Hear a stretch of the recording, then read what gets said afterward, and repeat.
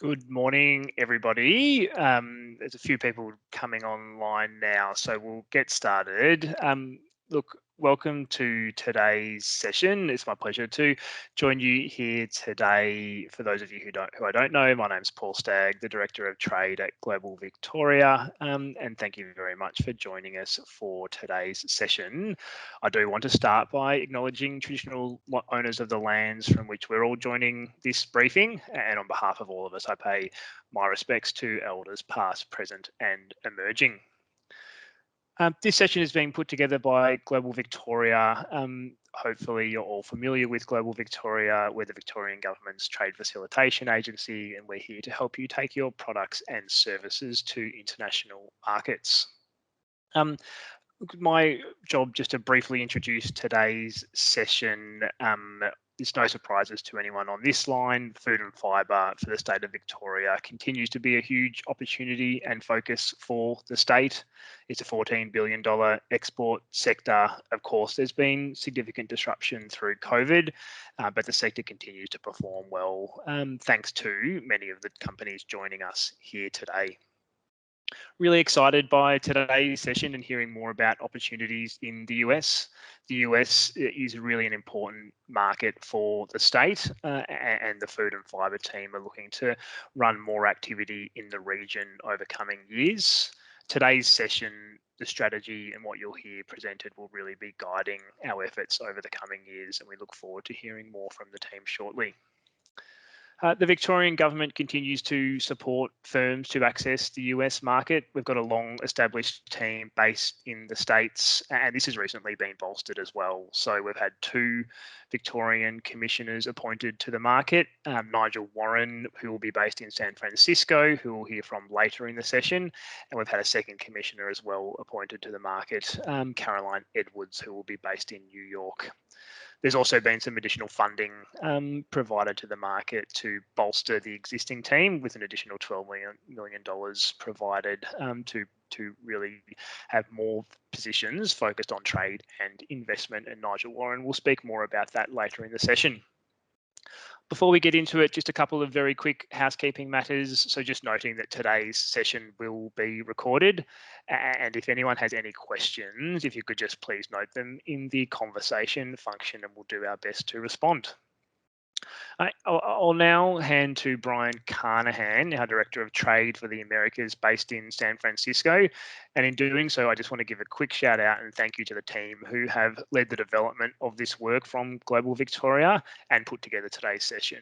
So to Brian Carnahan, but also to Brendan Larkin, the manager of the Food and Fibre team, particularly to Pete Hunter, who's done a lot of the heavy lifting, and to Annabelle Hanley for putting on today's session. A big thank you. Brian, over to you.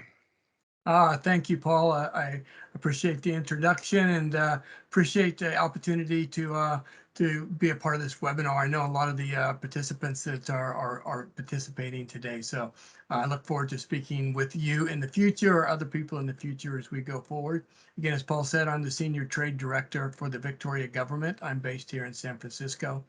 We have several offices across the U.S., and my role is to work with Victorian companies to help them access the market, look at export opportunities in market. And we do that in a variety of different ways. I work really closely with our team there in Melbourne, Brendan, and Paul and Peter. And we work together to try to assist you to overcome whatever obstacles and barriers that you might have to the market here, and then understanding the market better. And that's why we're putting on this webinar today, is to help get that basic understanding about what you might need to look at and consider as you look at the US and Canada as a market. That being said, one of the people that we work with closely is Janis Grover, and I'm going to turn it over to Janis now. She's the president of Grover Global Food Marketing. She's been in the food and beverage industry for many, many years, and she's actually worked with a lot of Australian companies. She was involved with the Food Innovation Australia Limited when they did some programs for Australian companies in the past. So I'll turn it over now to Janis to introduce the panel and get on with the webinar. Janis? Okay, hi. So everybody can hear me. We're really thrilled to be doing this. We've been working on this project for almost a year. And what we decided we would do is put together the information we found and to invite speakers to participate to highlight the areas where they have expertise. So we're going to start. Speaker will be Brian Todd. Again, all of the people involved in Grover Global are people that have been in the industry for their entire career and have many years of insights to add. So Brian, if you want to take over and open the file there. Sure. Thank you, Janis, and good morning to everyone, and look forward to presenting today a little bit about myself. Actually, move the slides ahead a little bit. The agenda on what we're doing today. Coming to America, then talk about trends, the route to market, insights and conclusions. And this is a little bit about myself, Brian Todd. I'm the head of Brian Todd and Associates, a consulting firm, but was previously with the Food Institute for nearly 40 years, following trends and developments in the food industry. Have been intimately involved working with different companies, retailers, wholesalers, manufacturers in the U.S. and across the globe. But today I'm here to talk mostly about the North American market, which I think everyone is extremely interested in. Not only is it such a tremendous market for everyone that many different people are trying to get into, it is rather complicated in many ways. As you can see, push aside just the sheer size of it, it dwarfs, when you look at it compared to Canada, when you look at North America and Canada, the United States, of course, is the largest portion of that. And then the lower end here is the Australian market. But as you know, the U.S. economy has been growing. The past couple years have been rather difficult for many people. But what we're talking about here today is more of the trends that have been ongoing. Brian, are you advancing the slides now? Because I still see the opening slide. Oh, okay. Yeah, it says I'm on slide 7. Is that? I think you need to take, did you take control? Ah, maybe I thought I did. Yes, hold on one second. Hey. Oh, there we go. I'm sorry. Okay. So go back to. Let me go back to here. Okay, I'm sorry. It did not click, but that's all right. It just looking at the population and the economy again. Sorry about that. But when you look at the sheer size of the U.S. and the Canadian market, and then obviously Australia is there as well. Basically, the size of the U.S. market is rather, rather large compared to most of the other economies. But the total U.S. food market, is approaching $2 trillion in the United States, and typically of that, the food and non-food products about 877 billion. When you look at the overall market, food away from home and food at home, for the most part, has been evenly split in prior years. Unfortunately, during the pandemic, there was a large decline in the food away from home market, so it was a struggling time for many of the food service operators at that area. But there's still some 48 billion in restaurant, actually $48 billion in restaurants, and then initial retail food stores. There are about 115,000 in the U.S. The business is pretty much dominated by several large retailers, but it is a regional business, as we'll get into a little bit further on during the presentation. And just on the larger portion of the slide, we talk about about 10% of the disposable income in the U.S. is spent on food. Surely that will probably increase somewhat as the pandemic comes to an end, as we start looking at those numbers in the future.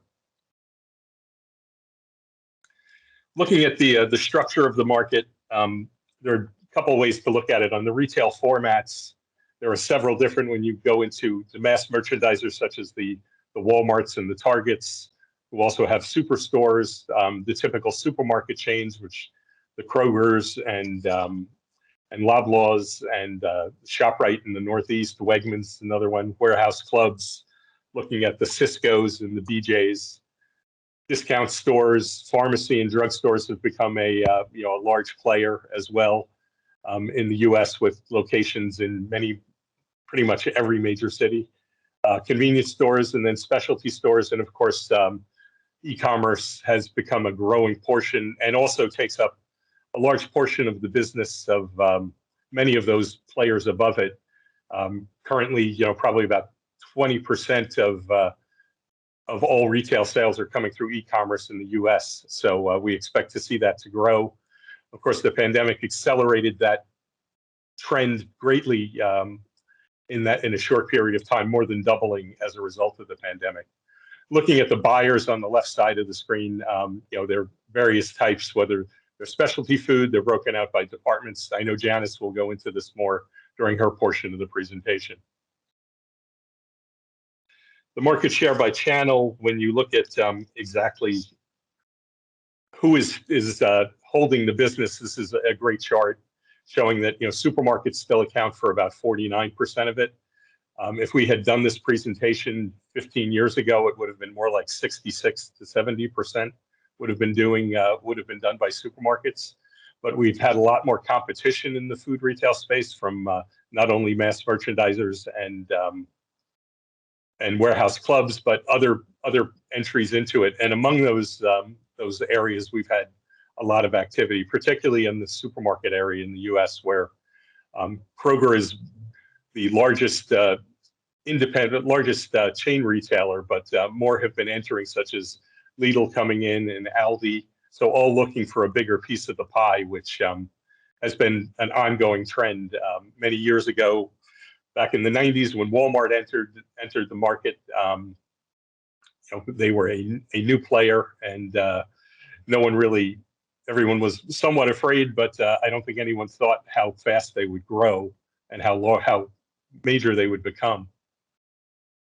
And this slide looks at the top retail food. As you can see, Walmart is the largest food retailer in the US right now. And as you look down, Amazon, with their acquisition of Whole Foods a few years ago and what they've been doing online, has quickly grown to number 2.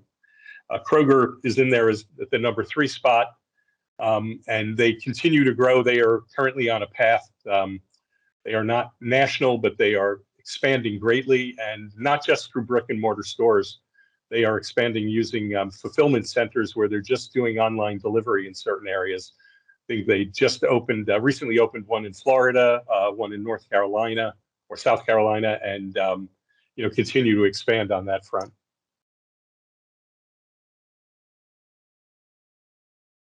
Hey, excuse me, I'm going to cut in here.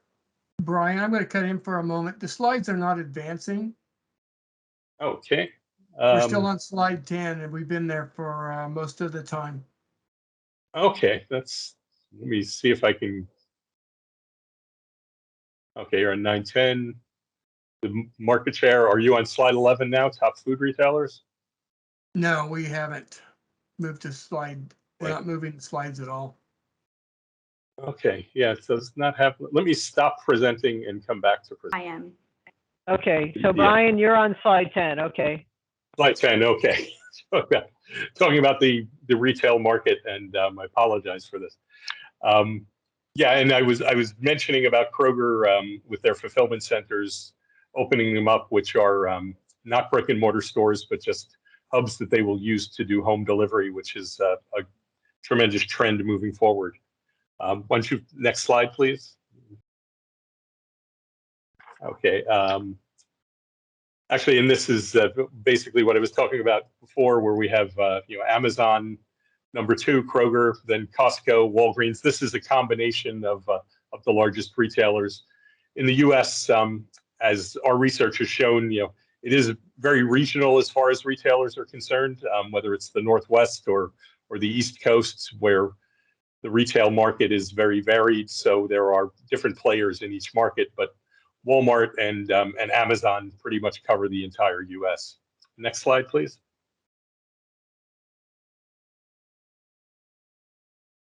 And getting into consumer and food purchases, this is pre-pandemic food expenditures by household in the U.S., roughly somewhere around $8,000, about 13% of all household spending.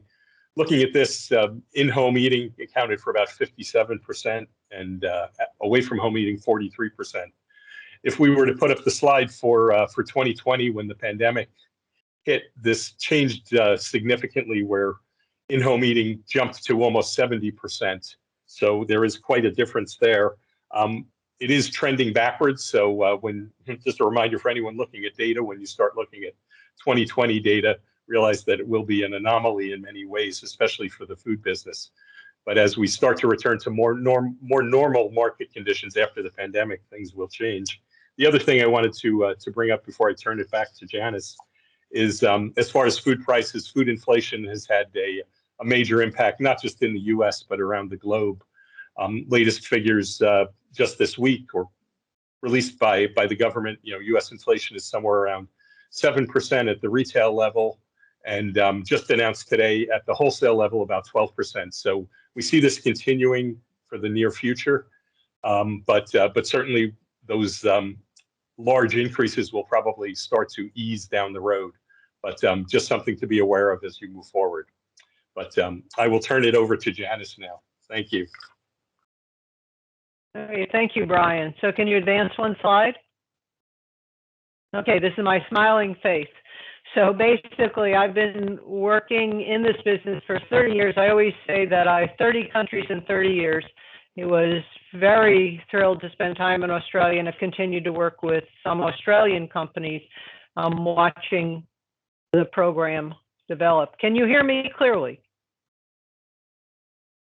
Can everybody hear me? Yes, we can hear you, Janis. You're a little crackly, Okay. but it's fine. Okay. Yeah, just okay. So what I'd like to do now, advance one slide. Do I need to advance it, Annabelle? There we go. Okay, so we're going to talk about North American trends, food and beverage trends, distribution trends, retail trends, and consumer trends, which would be lifestyle changes and demographic shifts. Next slide. Okay. So one of the things which we wanted to talk about was the importance of private label, own brands, the store brands.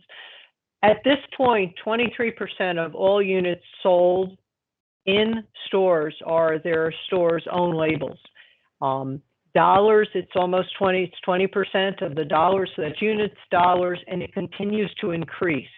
More consumers are going into the stores to develop. They're actually shopping as recreation now. It's one of the few areas that have been open continually during the pandemic.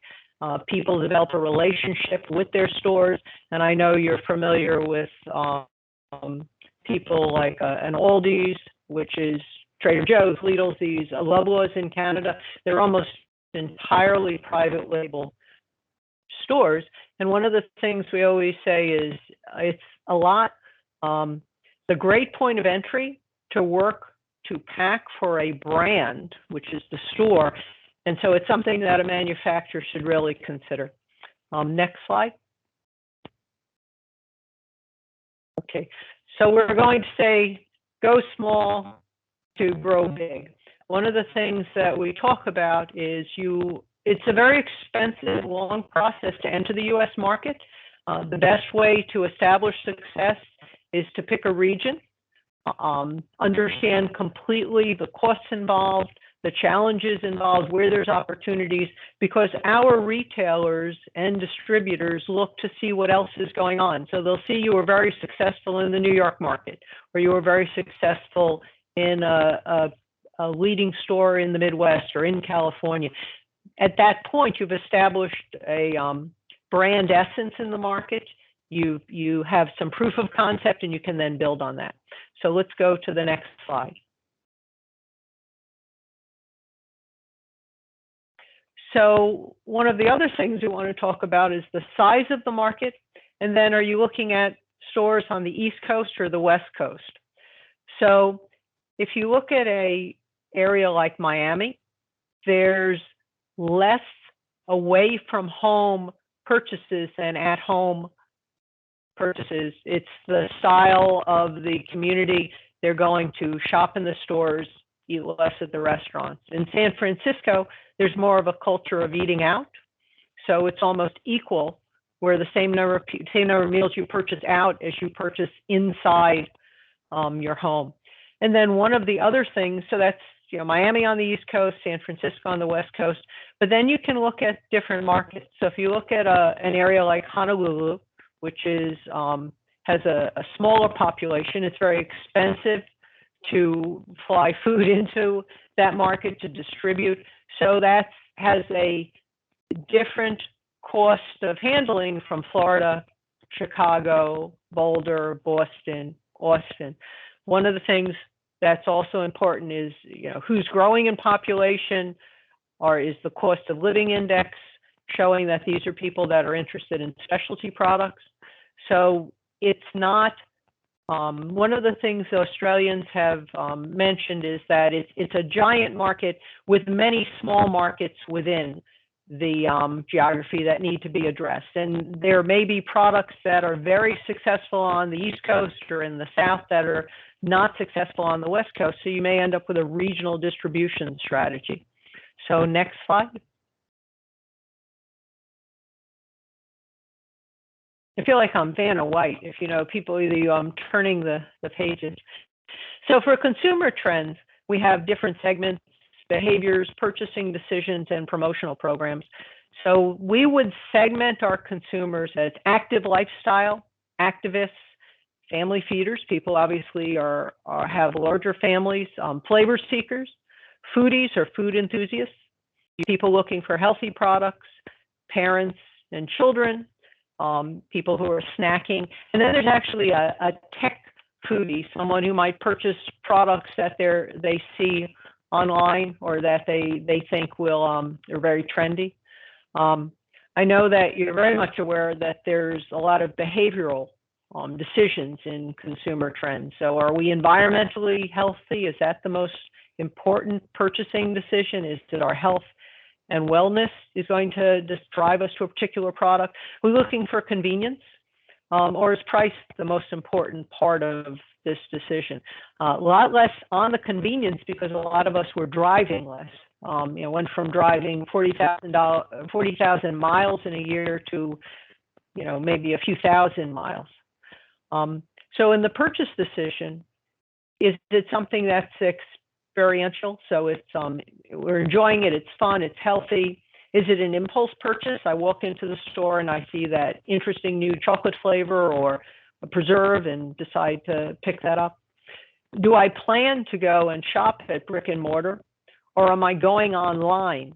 And one of the things which we say repeatedly is, what I say repeatedly is 25-25.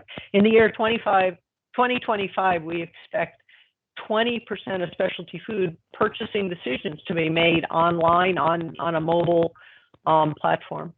And then as far as how you could promote your product, you could have branded clothing, right? I'm Grover Global here. I take off my Grover Global t-shirt and put on my Grover Global hat. So I'm always continually marketing a product.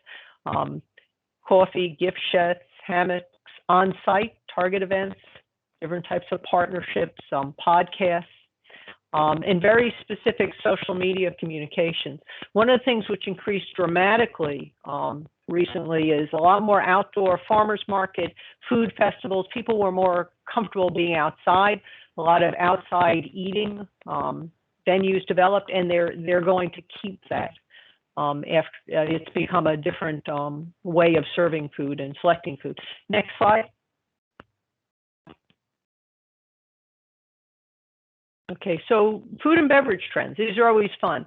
Bold flavors. In the United States, those innovations would be, wasabi became a very trendy flavor. And then how do you pair that with another spicy, intense experience? Is it healthy? Is it a pleasurable combination? Is it an innovative preparation, innovative packaging, natural, high-functioning ingredients? One of the more interesting innovations we saw a few years ago was a group of people who were producing functional powders. We're putting them in a capsule that's screwed onto the top of your water bottle, and then by opening the water bottle, you injected the powder and made that water into an energy drink. It was a very, won a bunch of packaging awards.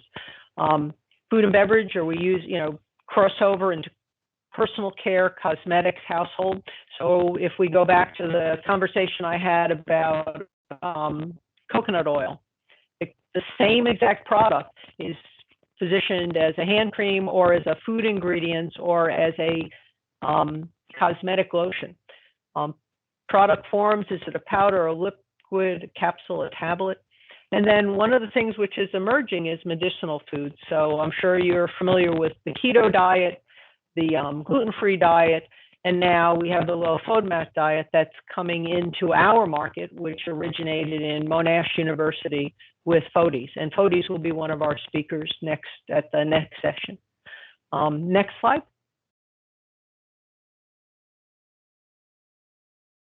Okay, whoa. I get one more slide before we go on to Andy. So specialty retailers is one of the areas we wanted to kind of identify.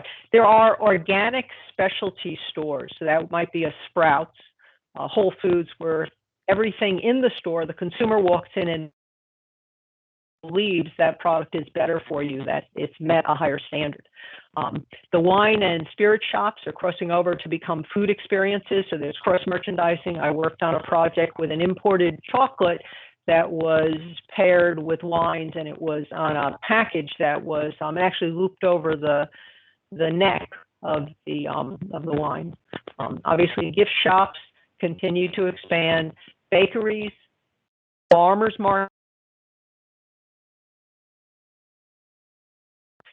principals and pop-up stores, and obviously restaurants for us have developed a takeout area. Some of the restaurants near us have almost become mini supermarkets. They have takeout food, but then they have other condiments that you would use as part of the meal. So again, improved shopping experience. We're talking about more mobile commerce, click and pick. Food service delivery has grown tremendously. People are paying much more attention to food and nutrition. What are they eating? They have the time, they're looking at it. And cooking instructions. One of the things which we found is people didn't know how to prepare certain things that they decided they would try making at home. So we had to go back to some very basic instructions about how you might utilize this product. So now I'm going to turn the program over to Andy, who's our next speaker. All right. Hi, everyone. My name is Andy Harvell. I'm the owner of Harvell Trading and Vendor Services. I've been in the specialty foods world for over 20 years. I've really worked at every different level. I've worked with retailers, brokers, distributors, and importers. I started my business to help out small and up-and-coming producers. And then I also work with established brands on just navigating and managing the landscape of working with distributors and retailers and their paperwork. So today what I'm going to be talking about comes from a buyer's perspective. Brian spoke quite a bit about the market, which there's a lot of similarities into what we're talking about, but mine's definitely coming from a buyer's perspective. So if you want to go to the next slide, please. As a buyer, so often I see brands come in and they don't understand the US market and what their target market is. So I can't stress enough the importance of doing your research and finding the right partners and helping you understand where your product fits. An ethnic product, just to use that as an example, ethnic product from a foreign country has different types of packaging. It could go into an ethnic store, but it won't necessarily translate into a conventional American market. So you really have to kind of watch and understand where you fit. We've spoken quite a bit about it, so I won't spend too much time, but like conventional stores or traditional markets, specialty, that's where you get the high quality, big story, natural stores, strict ingredient standards, and then you get into the club stores, and that's the big pack sizes. So just understanding where you fit in the market will really help with success and get you going on the right foot. So next slide, please. So in order to be successful, you really have to understand just the type of products you have. Again, just gonna keep kind of hitting on it. On the slide, we have three different olives. We have a bagged olive, the marinated, we have canned pearls, and then we have pitted snack olives. At the end of the day, they're all olives, but they're all very much targeted to different types of markets. The bagged olives are going to be more of a specialty market. You can see it. It's got a lot of color. It's got a lot of flavor. The focus is on the product, not the packaging. Where the pearls are in a can. So it's just a canned good, very simple. The pitted snack olives are a small single serving, something you would pick up and just eat real quick on the go. So that goes into a convenience store. Really just making sure that you understand the packaging and the importance that it plays, and having the pricing that's competitive and like what makes your product unique. That's really going to help with the success. Next slide, please. Buyers in the U.S. they love their tags, they love their labels, their markers. So it is a balance, because you can overdo it on packaging, but you really want to make sure that you're hitting the right bugs on your packaging. So if you're going into a natural market, non-GMO project verified is really good right now. That's a good one to have. Obviously, USDA organic is a good one also. Then you get the dietary restrictions. So certified gluten-free, certified vegan. Those are things that people are going to look for. But again, it goes back to, and I talk a lot about understanding the market that you're going in. If you're marketing towards a specialty store or a natural food store, those customers are going to be readers. They're going to read their labels. So you don't necessarily have to call out certified gluten-free, certified vegan, because those customers are reading the labels. But it is helpful to have. Just, it's a good selling point. It's good for people to understand. So it's just a really nice thing to do. So next slide, please. Pricing is also something that really need to take that into account before you really even start down the road of working into the market into the US. Understand how your price works. If you start with $1.49, you're gonna go all the way to up to $5.65 for your retail, just based off of all the increases in prices and all the little things that add up. You have freight, you have warehouse, and then you have your margins. So you're going to deliver to a distributor at one price, and then they're going to mark it up. And then understanding the retailers that you're targeting and what kind of margins they operate on will help you understand where your product fits and how your product is.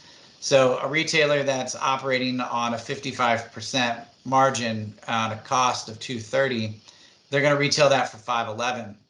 So in your research, understanding similar products and what their retail is will help you ultimately determine the price of your product.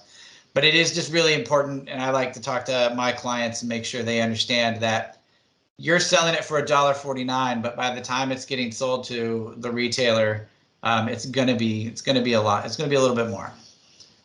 Next slide, please.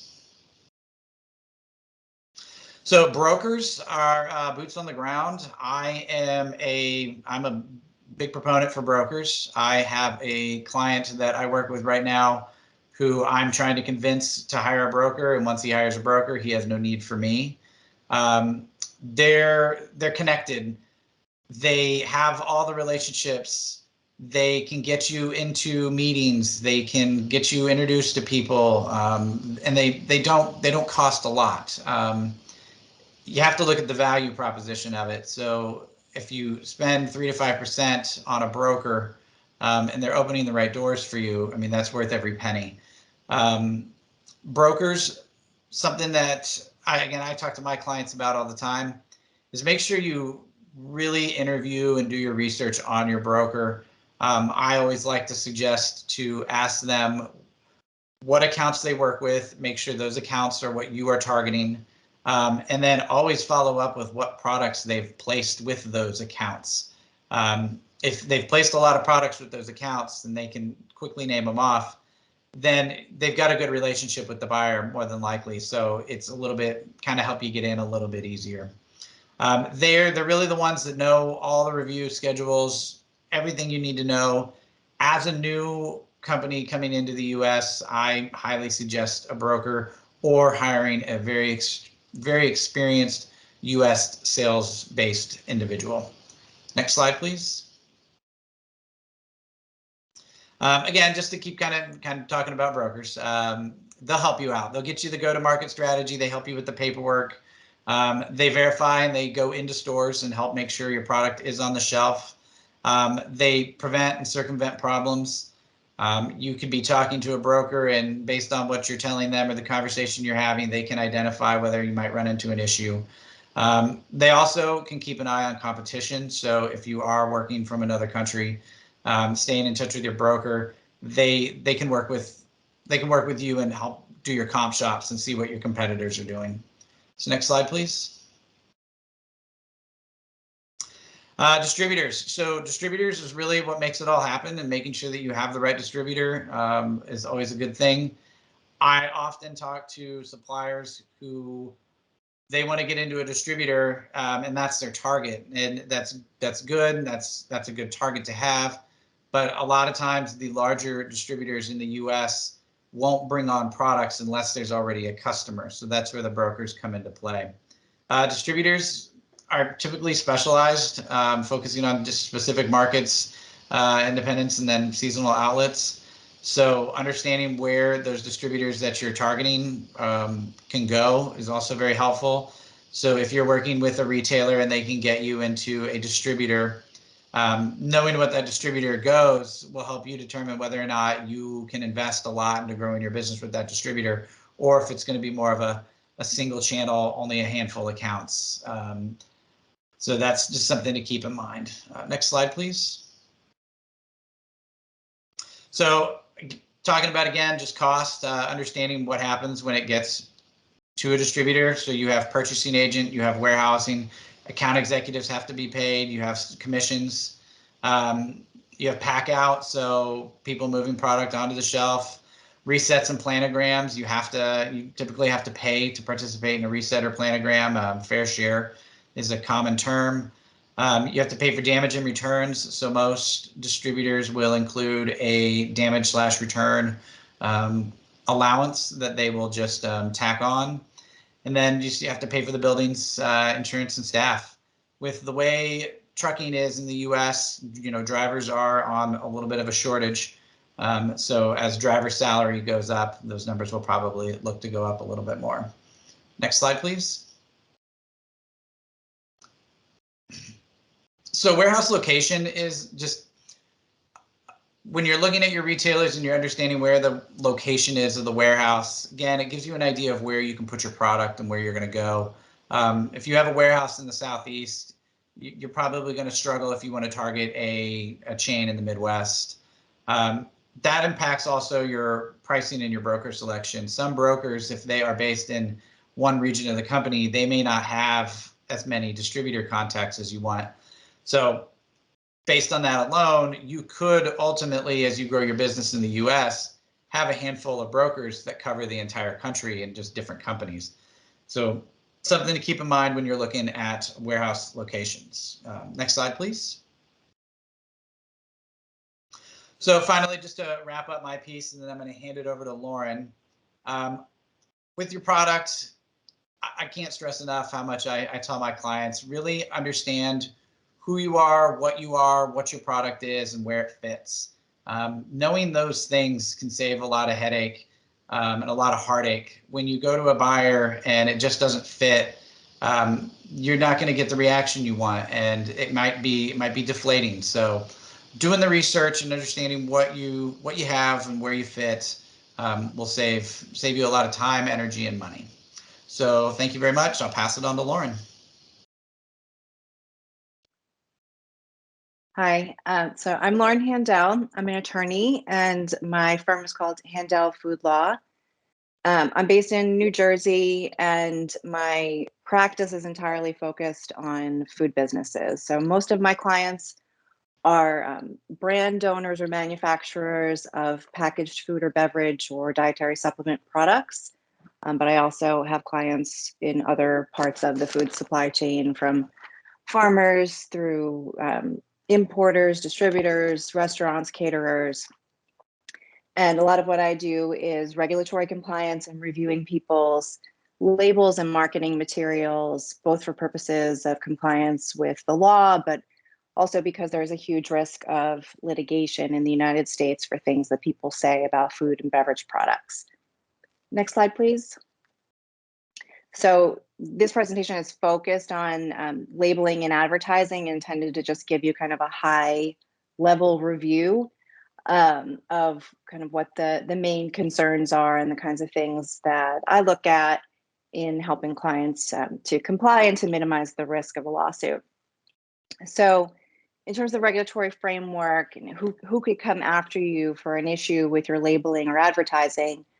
Well, within the government at the US federal level, the Food and Drug Administration has responsibility for all food labeling generally, although primary jurisdiction is delegated to the US Department of Agriculture if the products contain meat, poultry, catfish, which is a number of different fish species that fall under that umbrella, and eggs that are no longer in a shell. By weird quirks of US law, those are under US Department of Agriculture labeling jurisdiction, and pretty much everything else except for alcoholic beverages is under the Food and Drug Administration. USDA also has responsibility for organic labeling and the new bioengineered food disclosure, which I'll go into a little bit. In terms of advertising, so not on the package of a product itself, but any other kinds of advertising material, whether it's traditional or print, television, social media, that's all within the jurisdiction of the Federal Trade Commission. But states also have their own versions of the Federal Trade Commission and enforce consumer protection laws under their own state laws. States also have their own food labeling laws, which for the most part are required to be consistent with federal law. But in some cases, and in one case that's particularly important that I'll go into, states can have extra labeling requirements that don't exist in federal law. And then I include litigation plaintiffs because, as I mentioned, the United States is a litigious society, and there's a lot of money to be made by plaintiffs' lawyers in bringing lawsuits, especially class action lawsuits. And it's become a very popular area of class action litigation to sue food and beverage companies. And so those class actions are brought on behalf of consumers. For example, all consumers in the United States who purchased your product, or all consumers within a particular state or handful of states over a period of years. And they basically are alleging that the labeling was false or misleading and deceptive to consumers, and therefore consumers are harmed and seeking large monetary damages as a result of that. But lawsuits also can be brought by competitors on the idea of unfair competition if their labeling is false or misleading. And advocacy groups, public interest, nonprofits have started to bring more of these kinds of lawsuits as well. Next slide, please. So what sort of content should you be concerned about? So most obviously, the label that's on the package itself is an obvious target. But then also other sorts of materials that you can use to promote your products are also subject to regulation and could potentially get you in trouble. So things like sell sheets, your website, any other kind of advertising, social media, trade shows, even displays, but also things that are said at trade shows. And regulators routinely walk the halls of trade shows. And then all other kinds of marketing materials. Next slide, please. So in food law, kind of food law 101, one of the main prohibitions is misbranding. You shall not misbrand food. It's considered a crime to misbrand food or to hold or distribute misbranded food.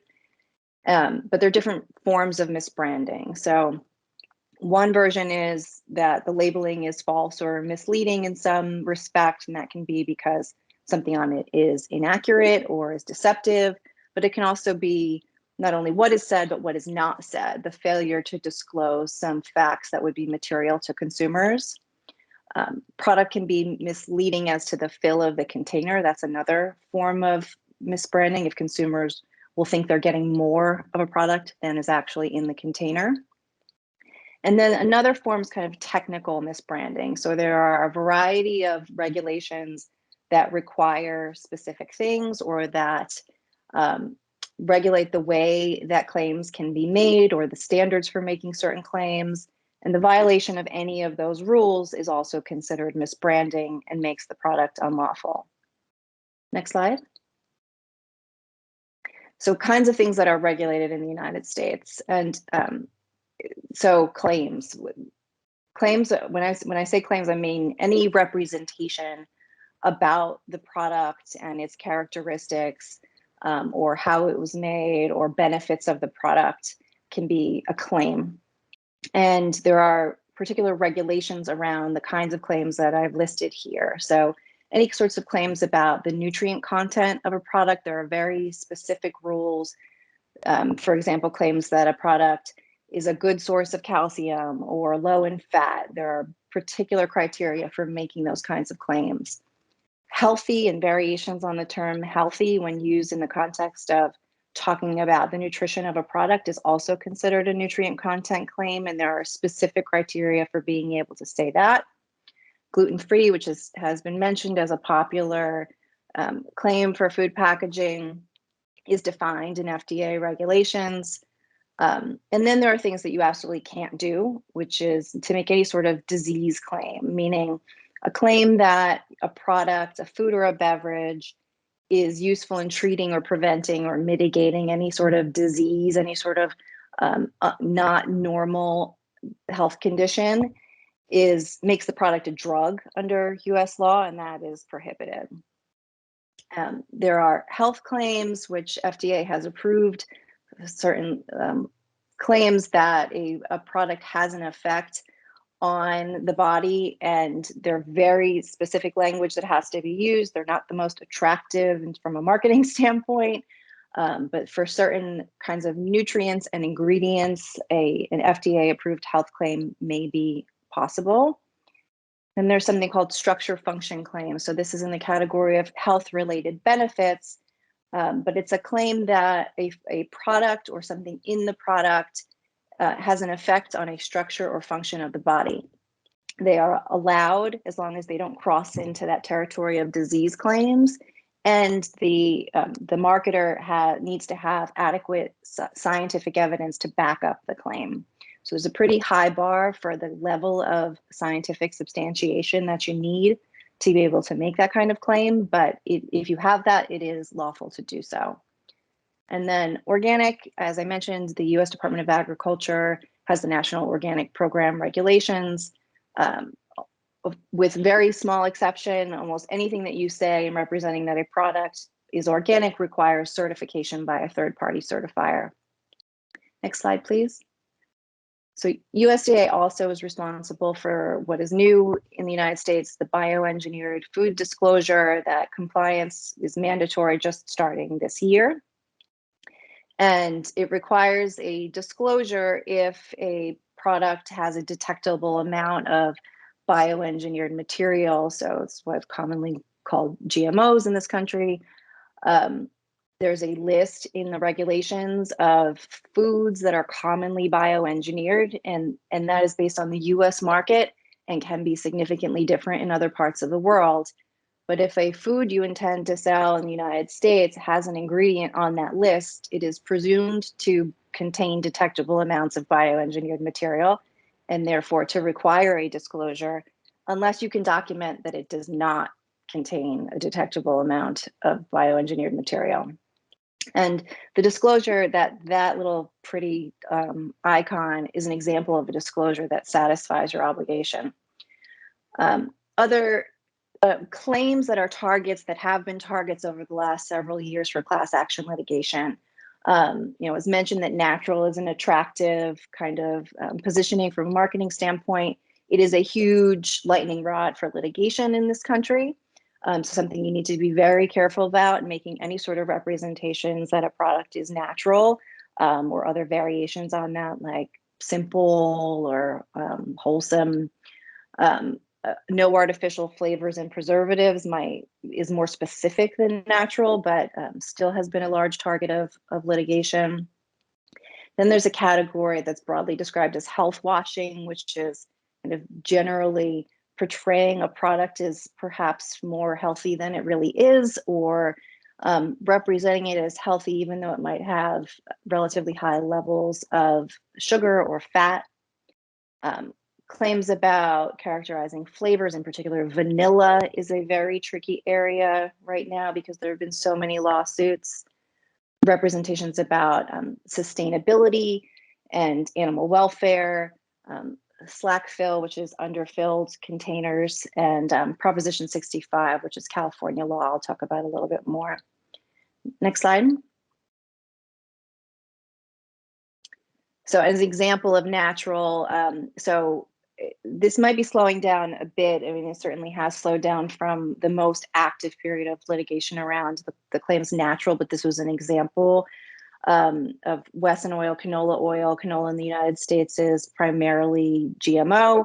And the allegation here is that the representation, pure and 100% natural, was deceptive to consumers because canola was made with genetic engineering.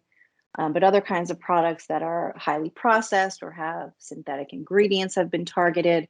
Products that have residues of herbicides or pesticides, so not ingredients in the products, but where the plaintiff's lawyers have gone out and tested and found pesticide residues and the product was marketed as natural, that's been a basis. Same thing for antibiotic residues and dairy products. Next slide. No artificial flavors and preservatives. There have been a lot of lawsuits lately around these kinds of claims on products that use acids that have multiple purposes. So citric acid, malic acid are examples of those, where potentially that's acting as a flavor enhancer, but that might have not been the main reason it was added. And the plaintiff's lawyers have argued that that is contrary to the representation that there was no artificial flavor in the product, or no artificial preservative in the case of acids that might actually extend the shelf life of the product, even if that's not the main reason it was added. Next slide, please. Health washing. So there's an example of that where there's not a specific representation. There's not one claim that is the basis of the lawsuit, but it's rather the overall impression that the product is healthy or nutritious. And so like in this package is an example of an actual lawsuit where you see there's claims about protein content and omega-3 content, and it says real fruit, and sort of the argument is giving the impression that this is a healthy product, but it has a high level of sugar and therefore is not healthy and is misleading to consumers. Next slide, please. Sustainability and greenwashing. Sustainability claims, obviously there's more and more interest by consumers in environmentally friendly products, and yet there's very little that's concrete in terms of regulation around those claims. And so it's very risky to make really broad claims that a product is sustainable, because that can mean so many different things to different people. And so the Federal Trade Commission specifically warns against doing this, and says because it's basically impossible to substantiate all of the reasonable consumer interpretations of a claim like environmentally friendly or sustainable. And so instead, it's much better to be very specific and to qualify those claims to pinpoint exactly what you're saying in a way that you can back up with evidence. Next slide. Prop 65. So California is a unique state in many ways. And California has a law called Prop 65 for short, Proposition 65, which requires that products to be labeled with a warning, or for a warning to be provided at the point of sale, if the product has a chemical that may to which consumers may be exposed. And for food, that chemical is known by the state of California to be a carcinogen or a reproductive toxin. For food, there are a variety of chemicals that can commonly occur in food products, heavy metals that naturally exist in soils. Acrylamide has been a big one, which is generated when you roast nuts or create baked goods. It's just created in the heating process.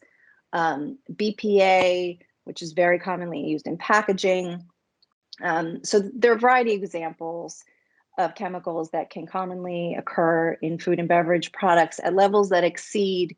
There are safe harbor limits for certain chemicals in California's regulations that as long as the level in a product is below the safe harbor, no warning is required. But it can be pretty easy for some of those levels are so low, in particular for lead and arsenic, they're so low that it's very easy to exceed those thresholds. And so a warning is required. And if it's not given, the primary way that this law is enforced is through litigation in California. The law has what's called a bounty hunter provision, which allows lawyers to bring these lawsuits, and they go out and they test products, they find chemicals at levels that exceed the safe harbor, and they can recover all of their costs and fees in these lawsuits. And so it's a big deal. It's been a very active area of litigation for a long time. There's a question.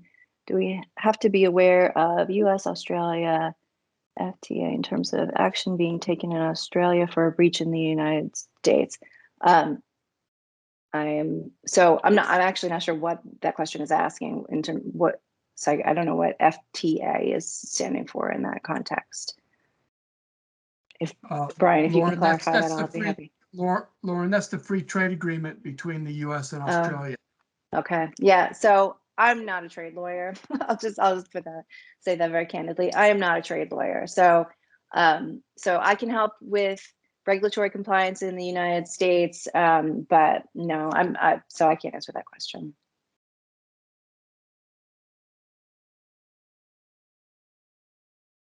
Okay, thank you, Lauren. So I'm going to just to summarize, I wanted to share with you what all these speakers add as a team. When you're entering the U.S. market, you're going to want to be aware of the big trends, which is someone like Brian working with these big trade boards. One of the things he mentioned, which was new that people found out about, was ghost warehouses. People were setting up these outside warehouses where there weren't companies. Andrew and I also, we're actually buyers. We were the people who were making the decision to try to bring these products in, and we're looking for reasons that your product should be part of our portfolio. And in the end, you come back to Lauren, and Lauren, they're asking you, what is Americans' acceptance of irradiated food products? Can you see that? I can, yeah. So I think it depends on the food. It is allowed. There are tolerances. Is not allowed at all in anything that's labeled organic. Can you answer that? I'm sorry. Oh, could you not hear me? Can you hear me? We can hear you, Lauren. Oh, okay. Yes. So irradiation of certain foods is allowed. There are tolerances, or there may be certain kinds of foods which it's not allowed. And it's definitely not allowed for anything that's labeled organic. There is labeling required if the finished product has been irradiated, and so it's not something that you see commonly at all in the U.S. because I think there would be really negative reactions by consumers to the warning that's required. So it's not something that you see often, but it is allowed. Yeah, I think what you're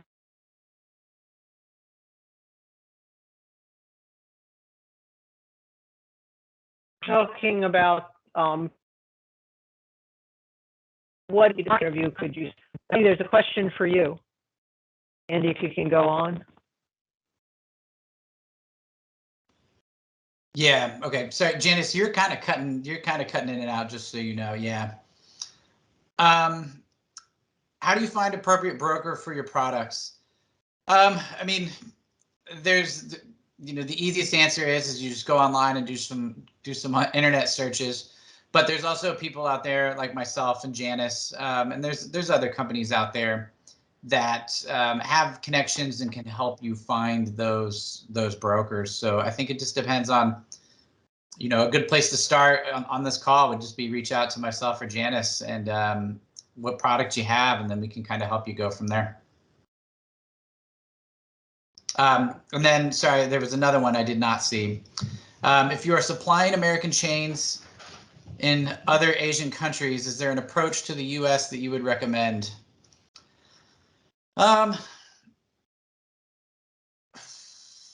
Yeah, I mean, if you have, I mean, it's a totally different market.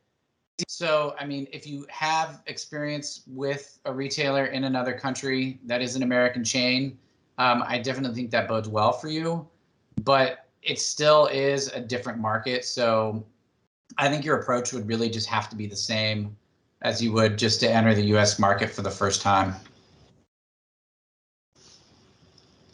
So I do have an opinion on that. Make sure to put that in your presentation, because a buyer will say, well, who else are you supplying? So if you're supplying Costco in the UK or some other retailer, Carrefour, that they're going to be familiar with, that helps give you credibility. And that's where it's important. I think we're going to advance now to slide 47. Okay, so North American food and beverage market opportunities. Consumer lifestyles continuing to change. Consumers we've been able to identify very small segments, micro segments, people your product could appeal to. Consumers are looking for experience and engagement, unique product characteristics, innovative products. It's very important to, as our speakers have talked about, identifying how you're going to get it into the market and then promote it. Do social media, talk about your product. What we see as incredible challenges right now, obviously shipping costs, delays, fluctuation in prices, a lot of consolidation and mergers and acquisitions. What we're talking about is the buyers we're talking to, the retailers we're talking to may no longer be the decision maker. We keep talking about Kroger, which is a big Midwest firm, retailer, has bought some Harris Teeter, which was a very innovative Southeastern chain. And so now the product mix is being selected by people in another part of the country. It's very crowded and a fragmented market. A lot of regulations, labeling, importing issues which need to be addressed. That's why it's always good to your first loss is bringing product in that you thought was legally labeled and finding out you need to fix something. Better to have it reviewed, better to have your website, your sell sheets, everything reviewed by an American who's familiar with the market, familiar with the regulations. As much as your QA people and marketing people in Australia speak English, there are still these barriers to trade. I call them non-tariff trade barriers. And we really need to make sure that we, in addition to addressing quotas and formal tariffs, are there things that are preventing us from selecting your product. Go to the next slide. So some of the key insights that we can add currently. Previously, transportation was about 5% of the food cost, but it's absolutely taking a larger share. We don't see that going back to the lead time is longer, the costs are higher. For distribution, retailers are still looking for new opportunities and innovation that will bring traffic to their stores, profitability, and they need data that explains those claims. They're not looking to bring in a product they can source domestically. They're looking for something that's innovative and new and adds excitement to their store. Inflation is a blessing and a curse. Consumers and retailers are looking for value, but they understand they will pay more for quality. Costs and retail pricing continue to increase pressure on margins. So what they're doing is retailers are reducing their selection and they're reducing their promotional activity because they want to retain some of those profits. As far as product positioning, the branded market for many food products is very fragmented, difficult to penetrate. You have price-conscious consumers looking for lower price products, and then you also have very premium products, but they're looking for the best product, the best packaging. So one of the things you need to do is identify and understand your market. Who are your consumers? Who's going to represent your product? What are the appropriate distributors? Which retailers are you dealing with? How are we going to get to those consumers and pull the product into the market? Next slide.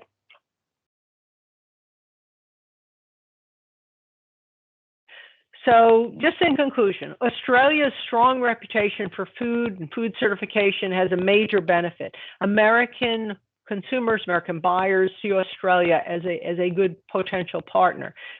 Very stable economy, stable country. That's not, so it's not the same risk you might take. You're going to bring in a new product. Will the product arrive on time in the container that I selected? Better chance doing that from a country that I have confidence in. At the same time, Australia can offer unique, innovative products that can fill demand for safe foods and new flavors. Australian products are seen as high quality, as unique. We talk about the fact that people bringing in Australia olive oil. So Australia wine came into the market. Australian distribution in smaller cities, specialty, convenience store, is positioned as an alternative. So could become premium products that you can bring into the market and could become significant. And I think that was the end. The last slide is, so the last slide. Okay, so that was, thank you. We left a little bit of time for more questions. Basically, the goal of this initial conversation was to introduce you to some people who could assist you. You're obviously welcome to continue to interact with us, follow up with emails. And then next week, we're going to have another presentation, which will go deeper into some of these areas. So unless there's other questions, I don't see any other questions coming up. I'm going to pass this off now to the Victorian Commissioner based in San Francisco. That's Nigel Warren, and he's going to sort of finish the presentation with us. Thanks, Janis. I found that unbelievably helpful. And I wanted to thank you and thank Brian, Andy, Lauren, everyone in the team for the presentation. You made me think a great deal about re-entering the US market. I've come back 4 times in the last 25 years. I've been back in the San Francisco Bay Area for about 4 months. And I was just thinking as you were speaking and Lauren was speaking and Andy was speaking, I think in about a 3 or 4 kilometer radius, so maybe 2 miles, I've got a Lucky's, a Safeway, I've got a Trader Joe's, I've got a local Lenardi's, and I've got a point that you raised, I've got pharmacies that are now selling more food products. So all the advice that you gave was so spot on and so relevant for me when I'm going through these retail stores about the variety, the choice, the different markets, the niches, how deep segments can be, how crowded they can be, but also if you pick and you focus and you develop in the right area, how rewarding that can be. And I think that the quality comment you made by a number of people, such a strong one.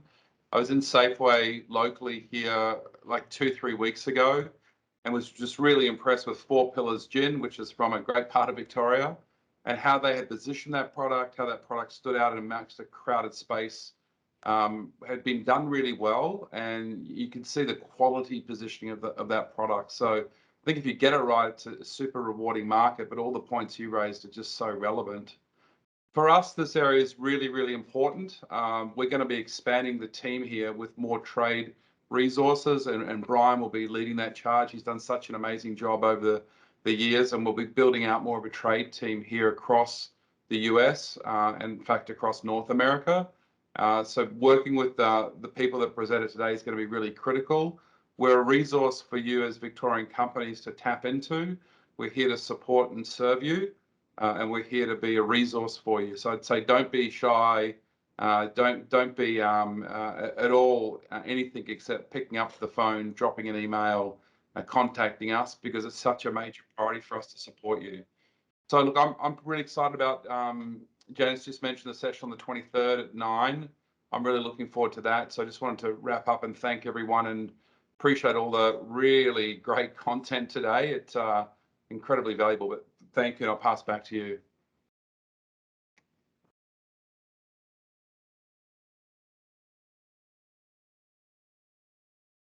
You're passing it back to Or are we done, Brian?